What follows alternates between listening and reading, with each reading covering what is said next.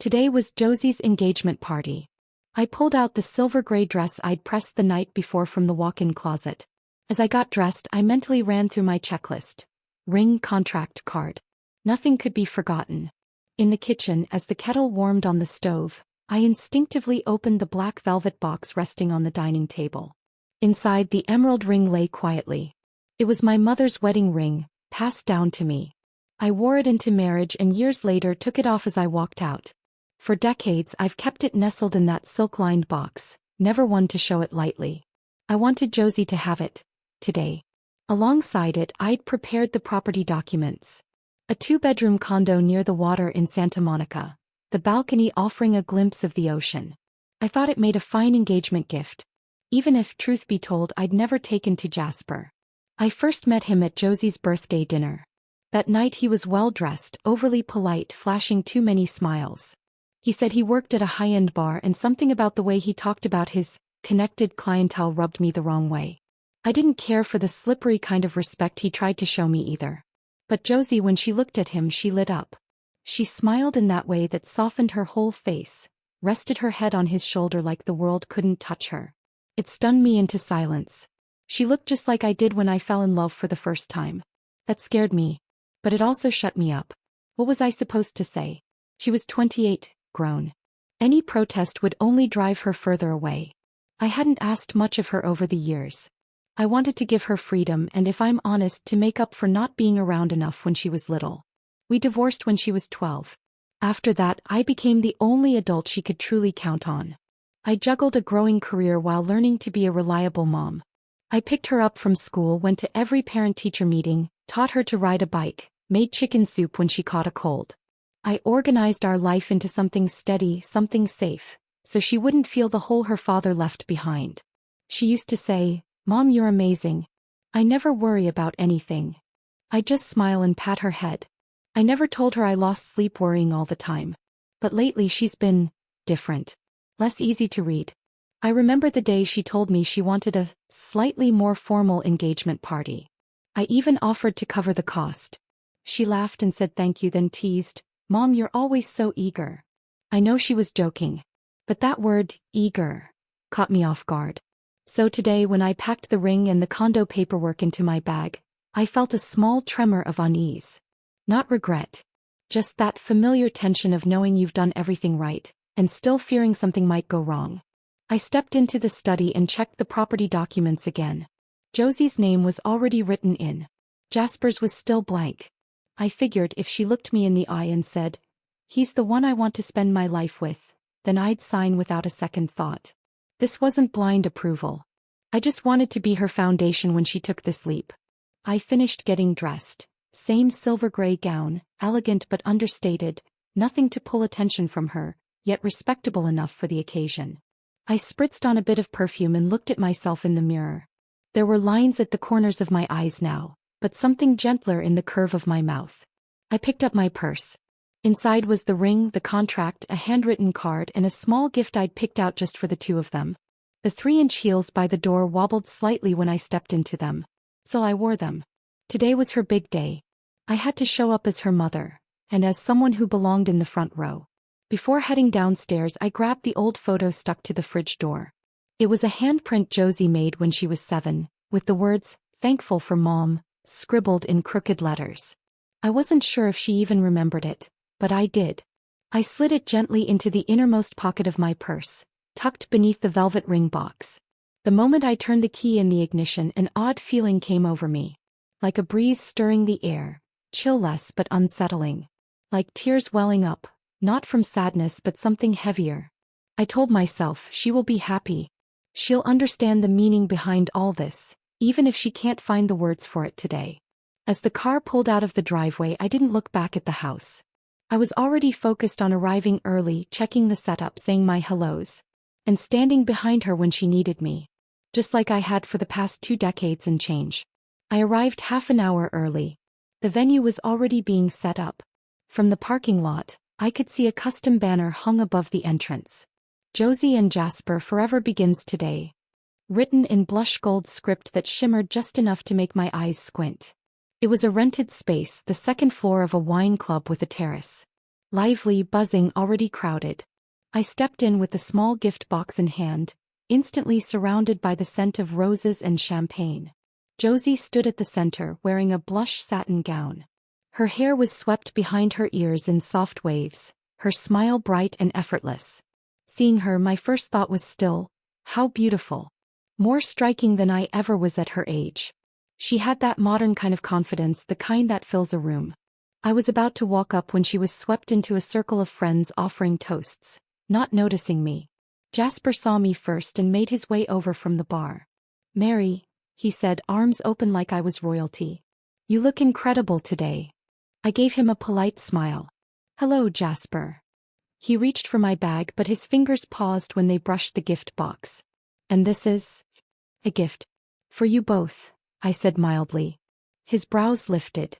"That's so thoughtful." He led me to a side table in the corner, where unopened presents and paper cups were clustered. Without much ceremony, he set the box down, then turned and called out, "Josie, your mom's here." Josie glanced over. Her smile flickered, just for a second, before she shifted into a poised, camera-ready expression. "Mom, you made it." She walked over and gave me a quick, perfunctory hug. Before I could say a word, she pulled a young woman in a nude spaghetti strap dress into the frame. "This is Rose, my college roommate. She's a fashion editor in New York now." I nodded toward Rose, but Josie had already turned to greet someone else offering a toast. I stood there for a moment, collecting my face. Not sad exactly. Just thrown off. In that brief introduction, she hadn't said I was her mother. But she made sure to say what Rose did for a living. I was just about to move farther into the room when I heard her voice again. "Mom, can you top off the champagne?" I turned. She was waving at me with one hand, holding an empty flute in the other, smiling like we'd rehearsed this a dozen times. I blinked, then instinctively took the glass and walked toward the bar. The bartender gave me a knowing wink. "Big crowd today." "Yeah," I nodded, keeping my tone level. I took the refilled glass and turned to go back, only to hear another call from the far side of the room. "Hey, that table's kind of messy, mind wiping it down? We need it for photos." It was one of Josie's friends this time, a young woman I didn't recognize, perched casually on the arm of the sofa. She pointed toward the table by the window, her tone light but edged with an entitled ease that left no room for a no. I walked over. There were indeed a few water rings on the surface. I grabbed a napkin and wiped them clean.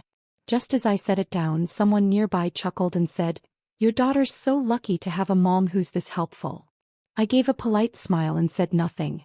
The laughter dissolved into other conversations, and I suddenly felt like a venue attendant, hovering outside every circle belonging to none.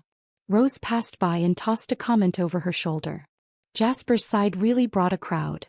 "They're interesting, huh?" I followed her gaze. A group of women in flashy outfits and heavy perfume were swarming Jasper, chirping away. He looked perfectly at home, effortlessly charming, like he was born to perform for a crowd. And I felt like a backstage intruder who wasn't supposed to see the show.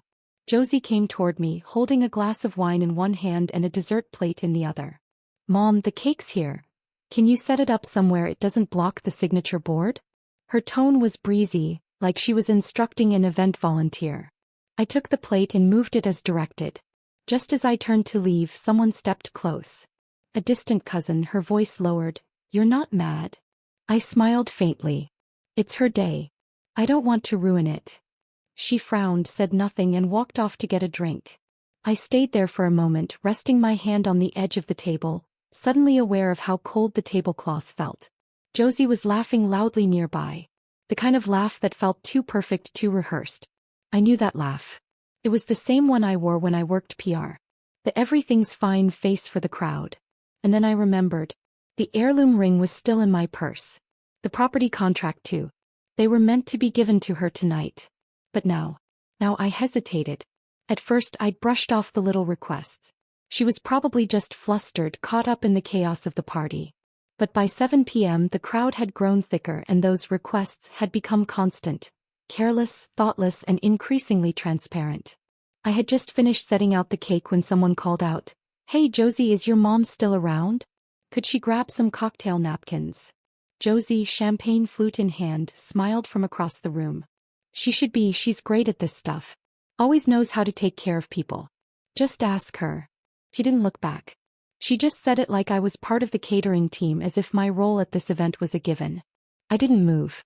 But not 30 seconds later, one of Jasper's friends, a woman in a skin-tight sequin dress, walked over and waved her empty plate at me. "You're with the drinks, right? Can I get another Moscato?" I blinked, caught off guard. Before I could respond, Josie appeared beside me, smiling like nothing was out of place. She was holding a tray full of champagne glasses.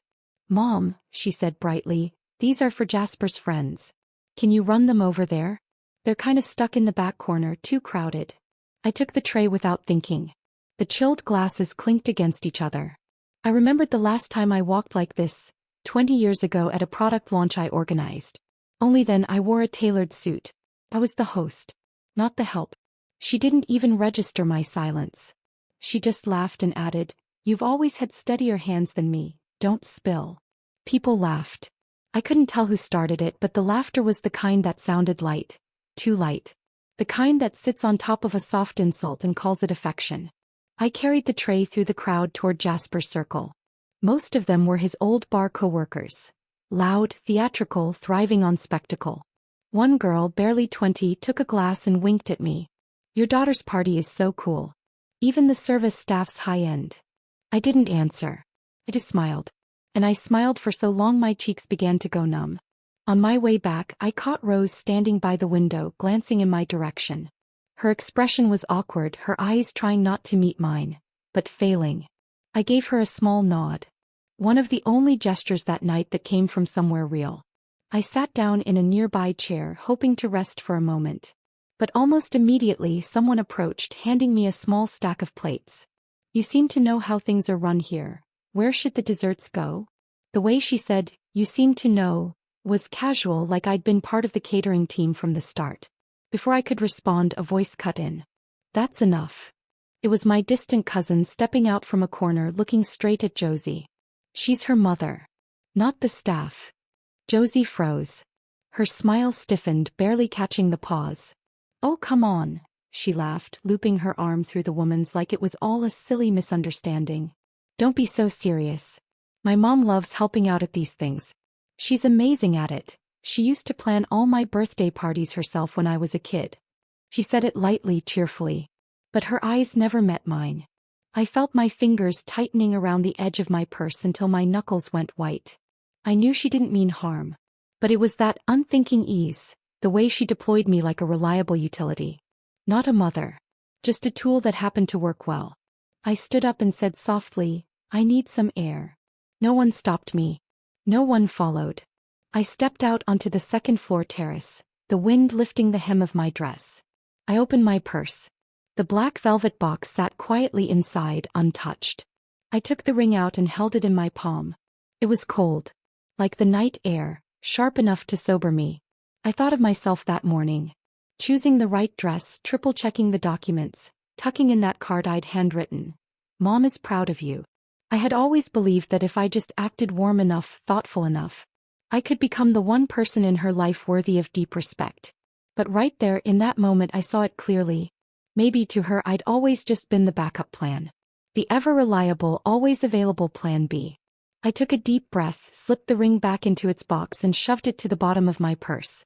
Pressed it down. Tight. I didn't cry. I didn't fume. I just sat watching the sky turn darker, while a thought slowly took shape inside me. Enough. I don't remember how long I stayed on that terrace. Only that when the wind numbed the tops of my hands, I finally looked down and saw I was still clutching the ring box. Inside, the party raged on. Lights spilled from the tall windows, music and laughter blurred together into something warm and hollow. But I knew that celebration had no room for me. I stood, tucked the box back in my bag. In that moment, it felt like a ceremony. Not an exit. A reclamation. I walked downstairs. Didn't tell anyone. Quietly got in my car and drove home. It was 11:30 when the garage door rumbled shut behind me, echoing through the empty house. I changed out of my dress, wiped off my makeup and placed the purse on the desk in my study. The ring box was still inside. I didn't take it out. Just stared at it for a while. The living room was silent. I poured a bit of bourbon into a glass. No ice. Took a sip. The burn hit hard, sliding down my throat. And for the first time I asked myself, in this mother-daughter story, have I truly been loving her? Or have I been trying to atone? I thought back to when Josie was 12, the first real fight we had. She wanted to spend the summer in Europe and I couldn't promise it. I had just been assigned to a major crisis PR case. I was working 15-hour days, barely breathing. When I said no, she slammed her bedroom door and didn't speak to me for 3 full days. I thought it was just adolescence. Now I wonder, maybe that was the moment we first went off balance. After that, I bent over backwards trying to make it right. Scared always that one day she'd turn around and decide I'd failed her. I sent her to the best schools. Bought her first car. Even covered the credit card debt from her failed business at 22. She never once asked if I wanted any of it. I accepted her dependence. I tolerated her taking. I told myself it was love. But tonight, standing in a room full of strangers with a tray of champagne in my hands, mistaken for the staff, while my daughter smiled and said nothing, that was when I finally saw it clearly. I had been formatted right out of this relationship. I wasn't her mother anymore. I was a resource. A piece of her life's operating system she could tap as needed. The phone rang as I was flipping through the property documents. The screen lit up with Braden, a longtime friend and an attorney I trusted. I hesitated, then picked up. "You're still up?" he asked, sounding a little surprised. "Just got home." I set my glass down and sank back into the couch. "How was the party?" He paused as if realizing how shallow that sounded. "You holding up okay?" I waited a few beats, then quietly said, "Braden, I think I finally realized something tonight. Maybe I've been doing something foolish for the last 15 years. "What's that?" "Turning love into an obligation. Like it's some project I have to keep delivering on." There was a silence on his end before he said gently, "Mary, you're not the only mother who's made that mistake." I let out a faint laugh. I didn't expect it to be so obvious. She let her friends call me a waitress. Had me wiping tables and handing out champagne. Said I was great at that kind of thing. In front of everyone. Braden muttered something under his breath. Then more clearly, "That's not just emotional. Mary, you need to protect yourself." "I know." I glanced at the folder on the table. "I've decided not to give her the house. And I'm keeping the ring." Saying it out loud felt easy. Not like a fight. More like exhaling after holding your breath too long. "It's not to punish her," I added. "It's just, for the first time I'm drawing a boundary. Not as her mother. Just as me." He didn't answer right away. Braden rarely gave praise easily, but I heard the sound of a long breath on the other end. "That might be the smartest thing you've ever done." "You know," I said, looking up at the soft glow of the study lamp, "I was planning to hand her the documents tonight. I was going to say, 'Welcome to your new life.' But now I think, she's not ready for a life that comes with real responsibility." I heard him shuffling papers like he was listening while making mental notes. "If you're thinking of changing your estate plans, I can take a look at the documents." "Not just yet," I said quietly. "First, I need to sort through how I feel." Tonight was a wake-up call. I'm done cleaning up after her. Braden didn't say much, just let out a short, amused breath. A clean sound. Almost a laugh. "So how late are you staying up tonight?" he asked. "Just a little while longer." After we hung up, I sat there with my hand resting on the arm of the couch.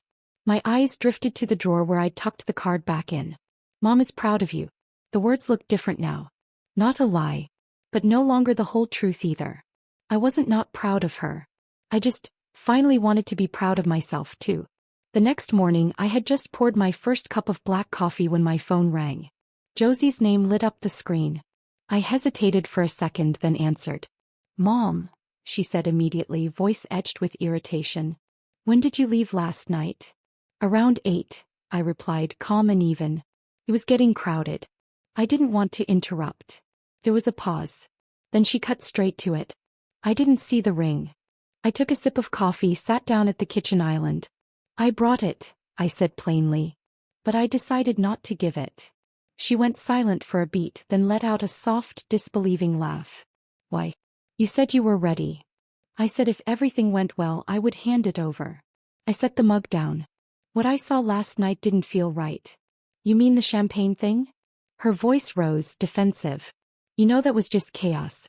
I didn't mean anything by it. It wasn't just that, I said. It was how you treated me. All night. Her breathing quickened. Are you seriously holding that against me? Mom, I'm 28. What, do you want me to cling to you like a 10-year-old at my own party? I never asked you to cling, I said, tone steady. I asked for basic respect. She didn't respond right away. I knew that silence. She was picking her next words carefully. I didn't respond. Her question lingered in the air like a challenge, but I stayed still, my silence louder than any words. Josie scoffed, almost incredulous. So this is punishment, isn't it? You had everything ready, the house, the ring, and now you say nothing. It's not punishment, I said, my tone even sharper than hers. It's a boundary.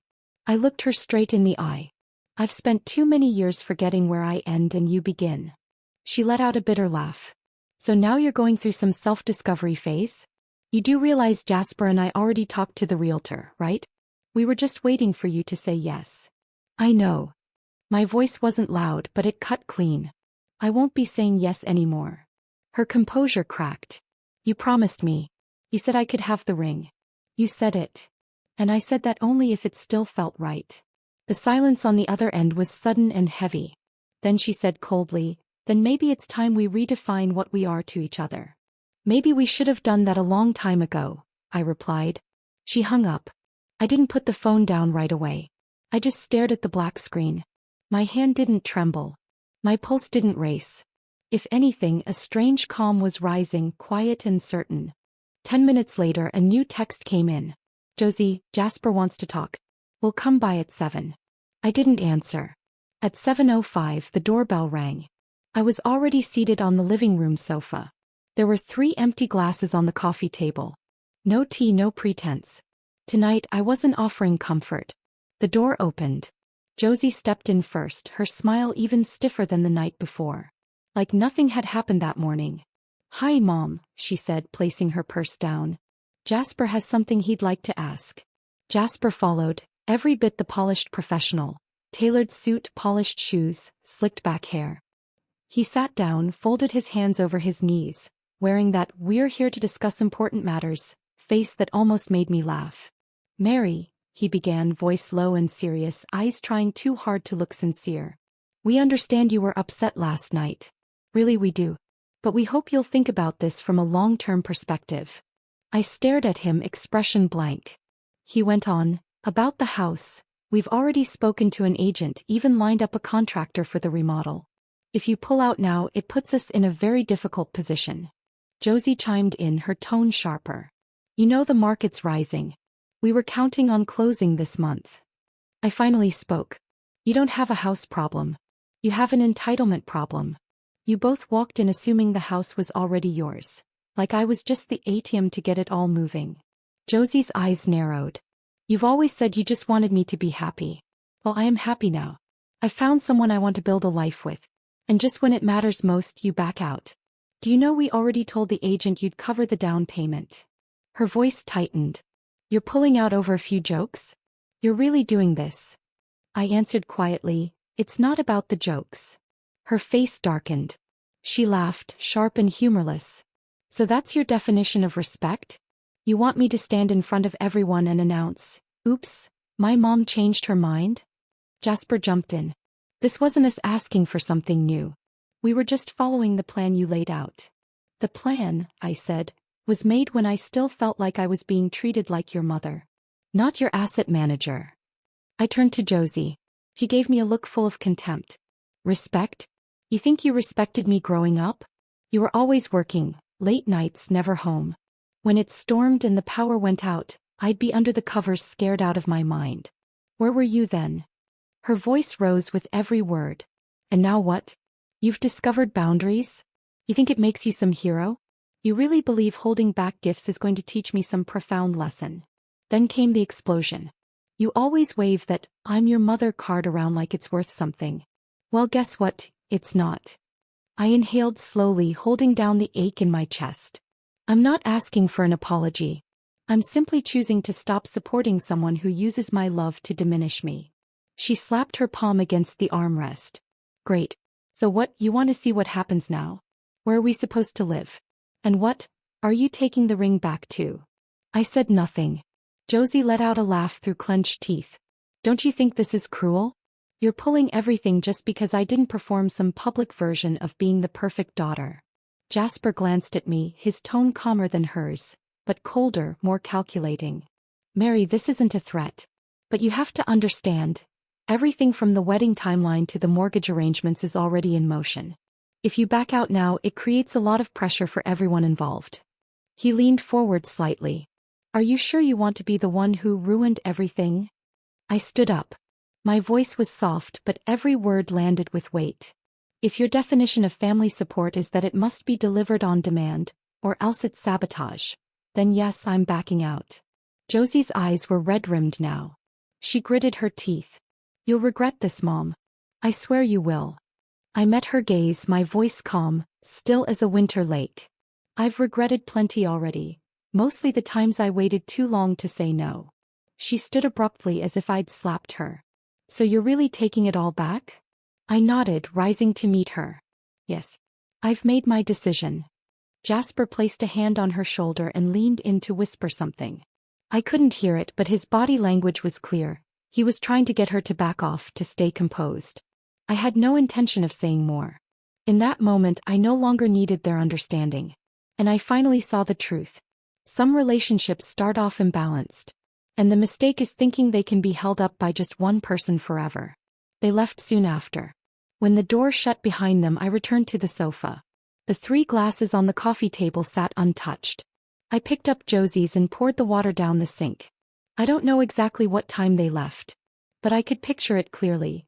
Josie's face twisted in disbelief as the door clicked shut. After that day, I stopped answering her calls. 3 days later, she showed up at Calvin's office. My ex-husband. Her biological father. I only heard about it later through someone we both knew. Calvin, now on his 4th wife, lived in a sleek, smart home in Silicon Valley, complete with a pool and a reputation for never sending Christmas cards. Josie sat on the leather couch in his office, trying her best to sound light and affectionate. Dad, I'm not trying to interrupt your work. I just really ran into something tough. Calvin was at his desk, flipping through a sales report. I heard you and your mom had a fight, he said flatly. Josie forced a smile. She suddenly said she's not paying for the down payment anymore. I honestly don't know what I did wrong. She's like a different person these past few days. Calvin gave a disinterested, not looking up. Josie clenched her jaw, kept pushing. I'm not asking her for anything new. She promised. Now she's pulling out and Jasper and I are left in a mess. The mortgage paperwork is already halfway done. Calvin finally closed the folder and looked up. Josie, he said slowly, his tone cool, professional, practiced. You know who's been raising you since you were 12. Josie blinked, clearly caught off guard by where this was going. I'm not blaming you, he continued. I'm just stating facts. For the past 20 years, your mother has been the one feeding you, dressing you, covering every bill. Honestly, I haven't done much. Yeah, I send over some money each year, but let's be real. That was symbolic. Not parenting. Josie opened her mouth, but no words came out. Calvin stood and walked to the window. I have a new family now. My wife is even thinking about having a child. I'm not looking to get financially entangled in my last marriage again. Josie's face darkened. You're my dad, she said, almost whispering. He nodded. Legally, yes. But you and I both know we don't really have a relationship, not in any meaningful way. And more importantly, you're not a child anymore. You're asking for someone to take responsibility. That responsibility's already been carried, for over 2 decades, by someone else. Not me. He turned back around, voice steady. You should be talking to her. Josie's fingertips dug hard into the strap of her purse. She already said she won't help me, she muttered, jaw tight. Now she's suddenly all about this self-empowerment crap and dumping everything on me. Calvin raised his hands with a shrug. Still doesn't mean I'm stepping in. He walked back to his desk. And just so we're clear, if you came here to ask for money, let me save us both the time. The answer's no. Not a dime. Josie stood, barely containing her frustration. Thanks, Dad. At least you're faster at shutting me down than Mom. Calvin remained stone-faced, saying nothing more. She turned on her heel and walked out. The door slammed behind her. She didn't cry. But she sat in her car for 10 whole minutes, face slowly unraveling, her expression collapsing inch by inch. Then she dialed Jasper. "She's not helping," she said quietly. "Neither is he." "I figured," Jasper replied calmly on the other end. "Then we go with plan B." Josie said nothing, eyes fixed on the steering wheel. "She's not being rational. This whole pulling back thing? It's emotional. Her money hasn't moved, the house title's still in her name." "Nothing's irreversible," Jasper said, his tone like he was discussing quarterly projections. "We just need to get her to sign something. She's only got you. Everything she has will be yours eventually. We're just accelerating the transfer." Josie finally spoke. "And how exactly do you plan to do that?" "Keep it simple," he replied, sounding pleased with himself. "We reframe it, make her think she's helping you. In reality, she's helping us." There was a beat of silence. Josie's eyes were rimmed red, but her voice had cooled. "Fine. I'll set it up." It was a Thursday evening when Josie called. "Mom, is now a good time to talk?" Her voice was soft, like she was trying to recreate some long-lost intimacy. "I'm home," I replied. "What's going on?" He paused, then sighed. "I feel awkward even asking, but there's been a small hiccup with the house." I sat down, mug in hand. "Go ahead." "The bank flagged our mortgage app. Said we don't have enough assets on file." Her words sped up.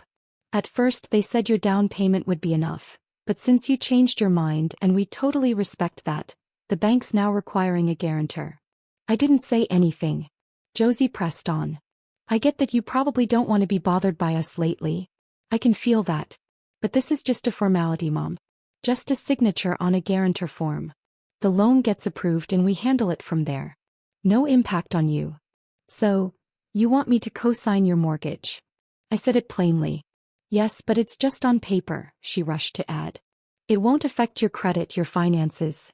Nothing. Jasper has a contact prepping the paperwork. It's a standard template. No legal risk." I tapped my fingers along the edge of the cup. Anne Braden's words rang in my head. "Family should never be the weapon you use to hurt yourself." I heard my own voice, calm and deliberate. "Send me the documents. I'll take a look." There was a pause. "You're going to have Braden review them, aren't you?" she asked. "Yes," I said without hesitation. Her tone tightened. "He's a lawyer, not your life coach. You don't need to keep second-guessing me." I didn't respond to that. Only said, "Send them over. I'll read them tonight and let you know tomorrow." As the call ended, I felt it. A quiet alarm going off somewhere inside me. A boundary being tested. I picked up the phone and called Braden. "There's something new," I said. "She's back. She wants me to guarantee the mortgage for the house," I summarized. "She's sending over the paperwork." "Let her," Braden said, his voice instantly cool. "Don't sign anything. Don't promise anything. Send it to me first." "I will," I nodded, already knowing I'd stick to it. I'm done being blind. That night the email came in. Sender, Josie. Attached were 3 documents: loan agreement, guarantor terms, and an additional declaration. At first glance, everything looked official. The formatting was clean. The language standard. But Braden caught it instantly. "Look here." We were on a video call. He zoomed in on the page. "This clause says that if the primary borrower defaults, you, as the guarantor, are liable for the full debt, including any extensions or renewals." He paused, tapping the screen. "But it's buried in a gray footnote, in font so small it's almost invisible." I leaned back in my chair. A chill ran through me. Braden's voice was measured. "This is a classic predatory guarantee clause. I've seen scammers pull this exact move. Your daughter might not even realize how dangerous this is. But your future son-in-law." He let the question hang. "My advice? Stay alert." "I've already started to doubt him," I admitted. There was a beat of silence. "Don't confront them yet," Braden said quietly. "Let them think you're on board. Agree to meet. We need more evidence." I nodded, suddenly aware of how cold my hands had become. "You okay?" Braden noticed my pause. "I'm fine," I said softly. "I just didn't think she'd go this far with him." He didn't rush to answer. Just looked at me through the screen, quiet and steady, offering silence as support. I closed my laptop and walked to the window. Outside, the streetlights flickered faintly, like footlights in a theater with no end in sight. I whispered to myself, I won't let them lead me anymore. And this time, I meant to see it through. They showed up at 3 p.m. that Sunday. Josie had texted earlier. We're bringing some dessert. Jasper wants to talk properly. I replied simply, okay. When I opened the door, the sun was hitting the entryway tiles just right. They came in one after the other. Josie held a box of lemon tarts and wore a smile stretched too tight. We got them from your favorite bakery, she said, handing the box over. A little thank you for meeting with us. I took the box with a nod. Take a seat. I had dressed deliberately for this moment. A soft blue lounge dress, one I rarely wore. The sleeves fell long enough to hide the tiny recorder in my palm. We know things have been tense lately, Jasper began, his voice like a perfectly tuned podcast host. Calm, rehearsed, agreeable. So we're not here to argue. Just to talk. I'm happy to talk, I replied evenly. Go ahead. Josie sat beside him, hand resting on his knee. A practiced pose. First, Jasper said, pulling out a printed document. We've simplified the guarantee terms. This version names you as a temporary credit guarantor and includes an automatic exit clause within 3 years. No long-term financial ties. I took the papers but didn't open them immediately. Instead, I sipped my tea. You've put a lot of work into this, I said. How did it get so professional all of a sudden? Josie jumped in. Jasper talked to his cousin, he works in lending. They have templates for this sort of thing. Legal channels? I asked. Absolutely, Jasper replied smoothly. You're welcome to verify it. I nodded, flipped to the second page. You know I have a lawyer friend, right? Braden, yes, Josie said, smiling too wide. I've always thought he had a little crush on you. I didn't respond. I'll have him review this, I said. Jasper nodded without flinching. Of course. Transparency is key. We've got nothing to hide. Josie leaned in slightly. This isn't just for us, it's about our future. You always said you wanted me to have a stable home. And now it's right in front of us. I closed the file. Are you sure this is what you really want? Josie hesitated. What do you mean? Just asking, I said lightly. Do you think I'm being paranoid? Her mouth opened. But she said nothing. I reached into my bag, pulled out a pen and tapped it gently against the cover of the document.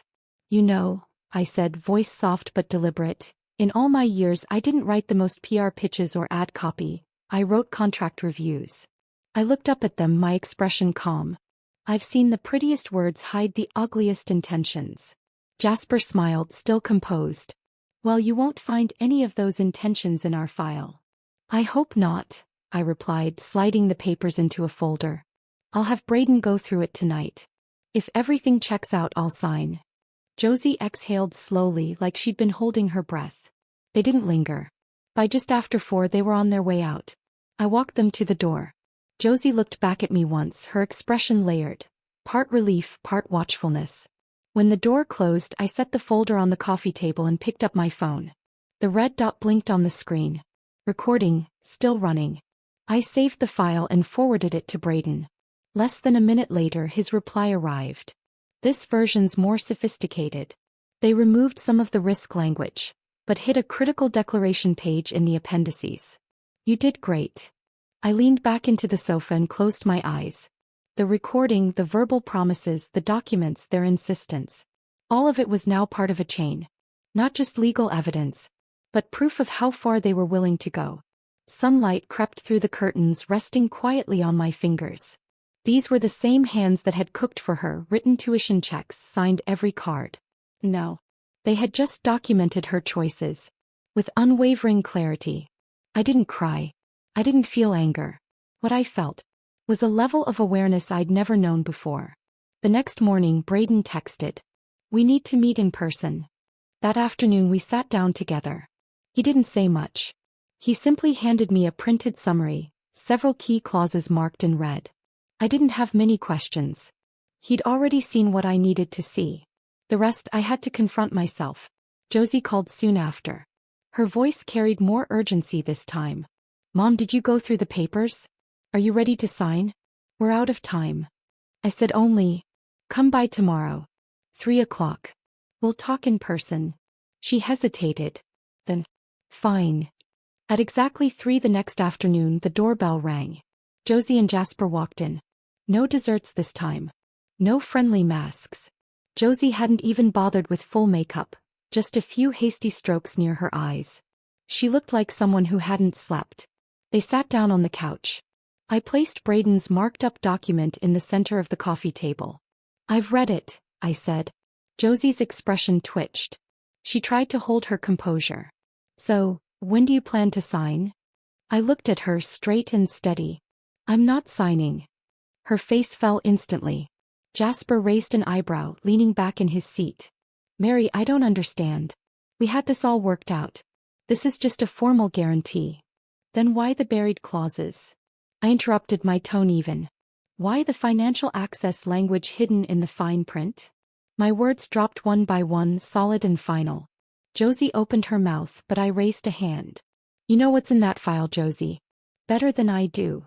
She faltered, then quickly shifted into a wounded tone. You don't trust me, Mom? I said nothing. Her voice sharpened. You're saying I lied to you?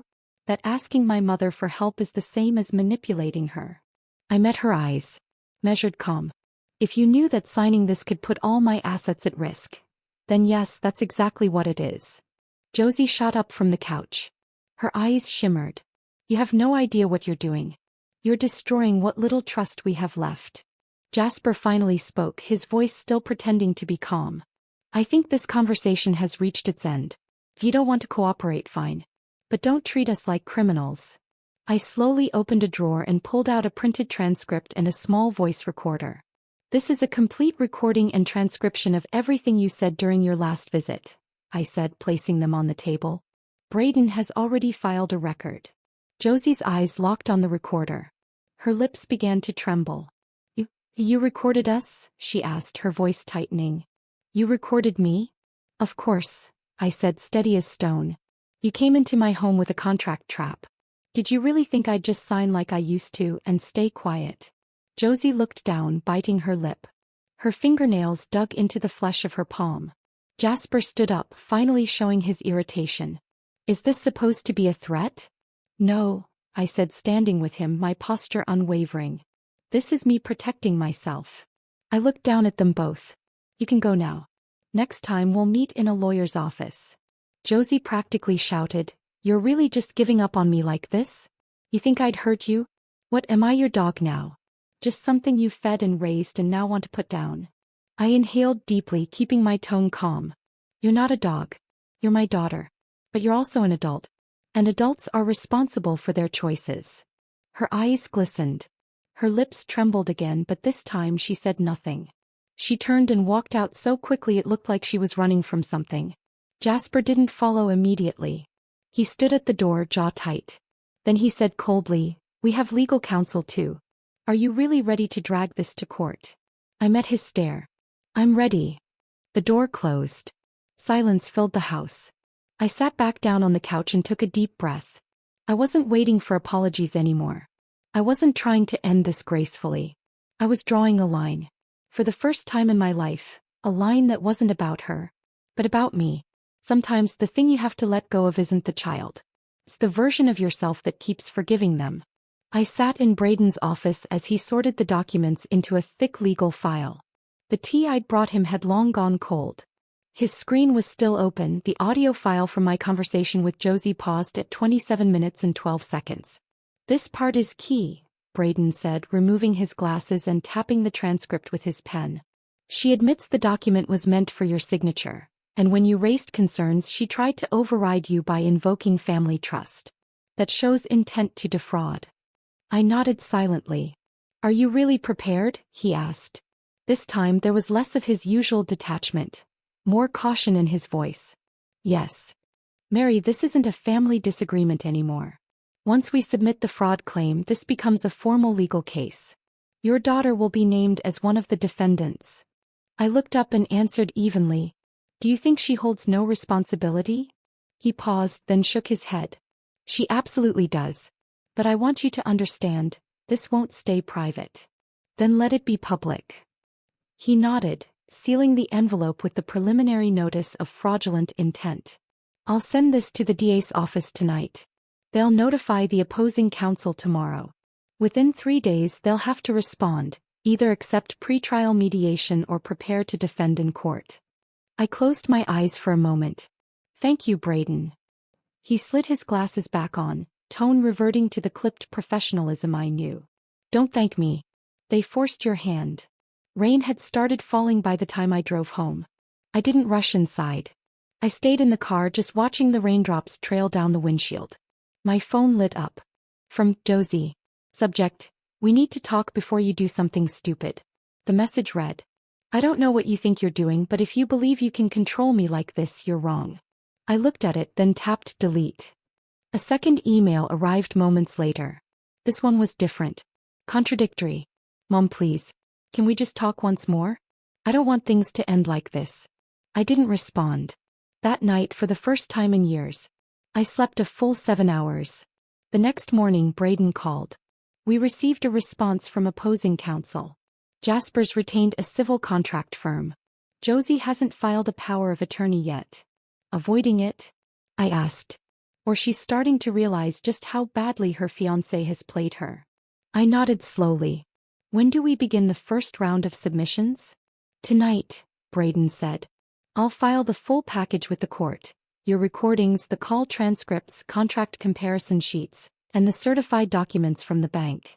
I held the phone, unable to speak for a moment. Braden paused, then softened. You've done well, Mary. Not because you're trying to win, because this time you finally stood up for yourself. I exhaled, staring at the light spilling across the kitchen table, slowly warming the edge of my placemat. It's not standing up, I said quietly. It's learning when it's time to turn around. The courthouse hallway was as cold as ever, lights pale and clinical, like droplets dripping from the ceiling. I walked into the courtroom beside Braden. He wore a dark gray suit, sharp and steady, moving like a man who'd played this board before. Nothing rushed, every step deliberate. Josie and Jasper were already seated at the defense table. She wore a muted dress, carefully chosen, her makeup light, her jaw tight. Jasper was in a crisp suit, posture relaxed on the surface, but too still underneath. His eyes were doing what he always did, trying to control the room. I didn't acknowledge them. I sat beside the witness stand, hands clasped, eyes on the neatly stacked exhibits in front of me. 10 minutes before the hearing began, Josie glanced back at me. Her expression was a tangle: guilt, fear, and above all, confusion. She still didn't fully grasp how it had come to this. Then the judge entered. Braden rose first. Your Honor, my client, Mary Carter, is submitting formal evidence alleging that the defendant, Jasper Lancaster, orchestrated and attempted to induce Mrs. Carter into co-signing a high-risk loan guarantee, despite no intention of securing a legitimate loan, but instead to offload default liability onto her. The judge nodded. Braden walked to the bench, laying down the exhibits. This contract, Your Honor, features a misleading structure. The first 2 pages omit key guarantor responsibilities, the third hides a financial authorization clause in gray text, and the final page attaches a digital signature template not consented to by my client. A hush fell over the courtroom. I saw Jasper's attorney stiffen. Jasper himself subtly turned toward Josie with a glance that held more blame than surprise. Braden continued, unshaken. Additionally, the defendant submitted multiple loan simulation documents to the bank, including unsigned authorization forms that initiated underwriting processes. A severe breach of financial integrity and potential document falsification. He placed a thick stack of printed pages on the table. We also request the court to admit this. An audio recording from a meeting at Mrs. Carter's residence. The room filled with my own voice. Josie, just sign it for me, Mom. It's nothing. Jasper, don't overread it. It's just paperwork. That last line, don't overread it, echoed through the courtroom like a hammer strike. The judge turned to Jasper. Mr. Lancaster, were you aware of and did you instruct the preparation of this document? Jasper opened his mouth, but his lawyer immediately stood, pressing a hand to his shoulder. Your Honor, we request a brief 5-minute recess. The judge nodded. When court resumed 5 minutes later, Jasper looked pale. His gaze had lost all pretense. His lawyer stood and addressed the bench. We are requesting to enter into plea negotiations. Mr. Lancaster is prepared to cooperate with the investigation. Braden stood. We accept the premise of negotiation, Your Honor. However, we ask the court to make clear, this was not a misunderstanding. This was a premeditated, repeated pattern of fraud. We will be presenting additional evidence, showing Mr. Lancaster engaged in similar financial manipulations in at least 2 previous relationships, where he attempted to use his partner's identities to apply for personal loans. The words landed like a blow. Josie turned ghost pale. Her lips parted slightly, but no sound came out. She sat there, eyes fixed on her lap, fingers clutching the edge of her dress. Not once did she look at Jasper again. Braden's voice softened. As for Josie Lancaster, he said, while she did participate in presenting the documents, the recordings and emails show she was not fully aware of the contract's legal implications. Many key decisions were initiated and driven by Mr. Lancaster. Her degree of responsibility should be assessed with caution. The judge nodded silently. I looked at Josie. She finally raised her head, her eyes no longer sharp with defiance, but lost like someone waking from a long, self-authored dream. And in that moment I felt no victory. What I felt was a sudden, painful clarity. Some mistakes are born from human blindness. But some wounds, they come from conscious choices, and no amount of awakening can undo them. 3 weeks after the hearing, the official court ruling arrived. Jasper was found guilty on 3 counts. Attempted financial fraud, falsification of documents, and intent to unlawfully transfer property. He was sentenced to 4 years in prison. No probation. Josie was designated a secondary participant. She was fined, ordered to complete 12 months of financial counseling, and signed a formal statement relinquishing any claims to the property. I sat at the dining table, the judgment papers in my hand. The sun was catching the woven edge of the placemat beside me. Everything looked the same, but the house felt different. I didn't put the ring box back in the cupboard this time. I left it in the very bottom of my safe, tucked under Braden's meticulously organized legal documents. It was still there, but no longer waiting for someone, just quietly existing, as a piece of family history that belonged to me. That evening, just as I poured tea, the doorbell rang. It was Josie. She wore a simple denim jacket, her hair pulled back in a low ponytail. No makeup. No forced expressions. No gifts.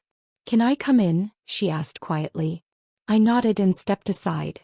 We sat on opposite ends of the living room couch, a blank coffee table between us. She was silent for a long time, then finally said, "I'm not here to argue. I know. I'm not here to ask for anything either." Her voice cracked.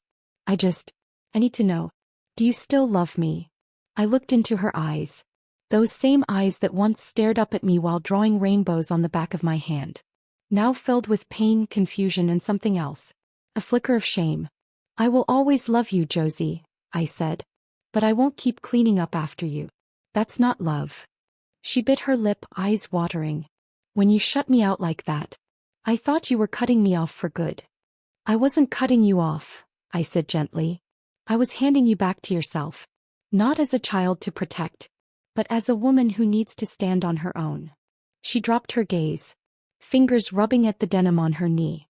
"I get confused sometimes," she admitted, voice barely above a whisper. "You used to never say no to me. I thought that's just what you do. Jasper, he was so persuasive. He kept saying, 'Your mom won't fight you on this.' And I believed him. I didn't excuse her. I didn't scold her. I just sat and let her speak. 'I know I hurt you,' she finally said. 'I'm sorry, Mom. Really, truly sorry.'" Her tears fell, not wild or explosive, but quiet like a tide finally receding. I stood, moved to her side, and gently held her hand. "You're not a bad person," I said.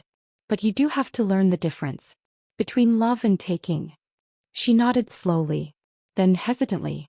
Would you ever consider giving me the ring again?"